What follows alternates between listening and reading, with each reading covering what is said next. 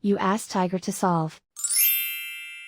This deals with linear equations with one unknown. The final result is n equals 2. Let's solve it step by step. Group all in terms on the left side of the equation. Subtract 12n from both sides. Group like terms.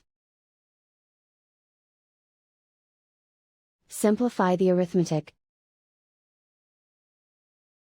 Group like terms. Simplify the arithmetic.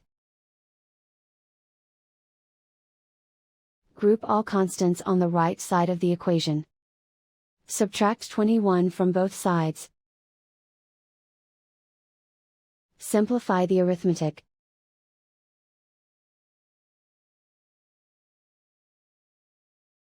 Isolate the n. Divide both sides by -18. Cancel out the negatives. Simplify the fraction. Cancel out the negatives. Find the greatest common factor of the numerator and denominator. Factor out and cancel the greatest common factor. And so the final result is n equals 2.